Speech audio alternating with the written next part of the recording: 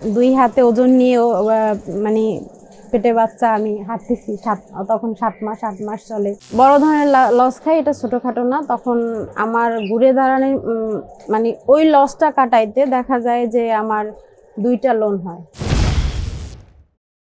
উদ্যোক্তা হয়ে ওঠার পথ কখনোই সহজ নয়, বিশেষ করে একজন নারীর জন্য সেই পথ আরো কঠিন হয়ে দাঁড়ায় যখন পরিবার, সমাজ আর নানা প্রতিকূলতা তার সামনে দেয়াল হয়ে দাঁড়ায়। তবুও কেউ কেউ হাল ছাড়েন না, প্রতিটা বাধাকে চ্যালেঞ্জ হিসেবে গ্রহণ করে এগিয়ে যান নিজের স্বপ্নের দিকে। এমনই এক অনুপ্রেরণার নাম হাসিনা আক্তার শেলী। শেলীর উদ্যোক্তা জীবনের শুরুটা হয়েছিল 2019 সালে। সময়টা ছিল ভয়াবহ করোনা মহামারী। চারদিকে যখন মানুষ দিশেহারা, অর্থনৈতিক মন্দা আর আতঙ্কে ভুগছে, তখনই সাহস করে নিজের কাপড়ের ব্যবসা শুরু করেন তিনি। জবের পাশাপাশি শুরু হয় তার উদ্যোক্তা হওয়ার যাত্রা। নতুন ব্যবসা, নতুন চ্যালেঞ্জ, সবকিছু একসাথে সামনে নিতে হয়েছে তাকে। ফেসবুকে পেজ খোলার মাত্র 15 দিনের মাথায় প্রথম অর্ডার পান তিনি। পেজ খুললাম, পেজ খোলার 15 দিনের মাথায় প্রথম অর্ডারটা আসলো আমার ফ্যামিলি থেকেই। যদিও সেটি এসেছিল এক আত্মীয়ের কাছ থেকে, তবে এটিই ছিল তার প্রেরণার উৎস। ছোট সেই পদক্ষেপই একদিন তাকে এগিয়ে দিয়েছে বড় স্বপ্নের পথে। তবে তার জীবন সবসময় এত মসৃণ ছিল না। সময়ের পরিক্রমায় মাতৃত্বের কারণে চাকরি ছাড়তে বাধ্য হন তিনি। এমন এক কঠিন সময়ে স্বামীও হারান চাকরি। সংসারের হাল ধরার দায়িত্ব তখন পুরোপুরি এসে পড়ে শেলীর কাঁধে। করোনাকালীন তখন তার জবও চলে গেছিল, মানে একমাত্র ইনকাম লোক ছিলাম তখন আমি। তার একটানা 3 মাস জব বন্ধ ছিল। জাস্ট আমার ডেলিভারির 15 দিন আগে সে আবার জবে জয়েন করে। 8 মাসের গর্ভাবস্থায় হাতে ব্যাগ নিয়ে তাকে ছুটতে হয়েছে ব্যবসার কাজে। এতটাই কঠিন ও পরিশ্রমের ছিল তার উদ্যোক্তা হয়ে ওঠার দিনগুলো। দেখা গেছে 2 হাতে আমি ব্যাগ, 2 হাতে ওজন নিয়েও মানে পেটে বাচ্চা আমি হাঁটতেছি, তখন 7 মাস চলে।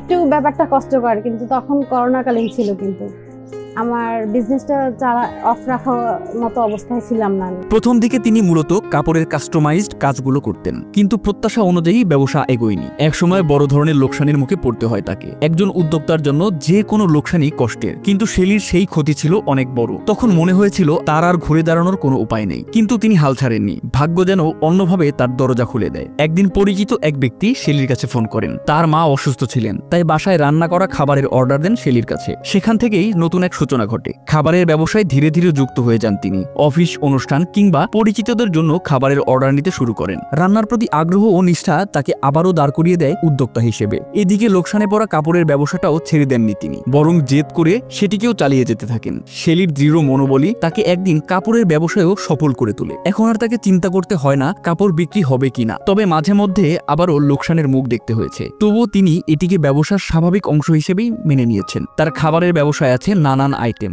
রোস্ট, পোলাও, তেহেরি, কাবাব থেকে শুরু করে সাধারণ মাছ মাংসের রান্না। এমনকি রোগীদের জন্য বিশেষ খাবারের ব্যবস্থা রাখেন তিনি। এই ব্যবসার কারণে ইতিমধ্যে 3 থেকে 4 জন মানুষ পার্ট টাইমে কাজ করার সুযোগ পেয়েছেন। অর্থাৎ তিনি শুধু নিজের জীবনকেই বদলে দেননি, অন্যদেরও জীবিকার সুযোগ করে দিয়েছেন। তবে চ্যালেঞ্জ এখানেই শেষ নয়। খাবারের ডেলিভারি নিয়ে কিছু সমস্যায় পড়তে হয় তাকে। গ্রাহকের কাছে সঠিক সময়ে খাবার পৌঁছে দেওয়া সম্ভব হয় না। এজন্যই শেলীর এখন ইচ্ছা হয়েছে নিজের ব্যবসার জন্য আলাদা কিচেন নেওয়ার। এতে করে তিনি আরো সুন্দরভাবে ব্যবসা পরিচালনা করতে পারবেন বলে আশা করছেন। ভবিষ্যৎ পরিকল্পনায় শেলী শুধু খাবারের ব্যবসাতেই সীমাবদ্ধ থাকতে চান না, কাপড়ের ব্যবসা নিয়েও তার স্বপ্ন রয়েছে। তিনি চান ছোট্ট একটি রুম নিয়ে নিজের কাপড়ের আউটলেট শুরু করতে। ধীরে ধীরে সেটিকে বড় করে একদিন দেশের সেরা উদ্যোক্তাদের একজন হতে চান তিনি। হাসিনা আক্তার শেলীর গল্পটা তাই শুধু একজন নারীর ব্যবসা করার কাহিনী নয়, বরং এটা সংগ্রাম, পরিশ্রম আর অদম্য ইচ্ছাশক্তির প্রতিচ্ছবি। জীবনে কতবার যে তিনি হোঁচট খেয়েছেন আবার উঠে দাঁড়িয়েছেন তার হিসাব নেই, কিন্তু প্রতিবারই তিনি প্রমাণ করেছেন সঠিক মনোবল থাকলে কিছুই অসম্ভব নয়। আজ শেলীর যাত্রা অনেককেই অনুপ্রেরণা যোগাবে, বিশেষ করে সেই সব নারীদের যারা নানা কারণে নিজেদের স্বপ্ন থামিয়ে রাখেন। শেলী দেখিয়ে দিয়েছেন শুরুটা ছোট হলেও একদিন বড় কিছু হওয়া সম্ভব। যদি পরিশ্রম আর ধৈর্য নিয়ে এগিয়ে যাওয়া যায়, তবে প্রতিটা বিপর্যয়ই সাফল্যের সোপান হয়ে দাঁড়ায়।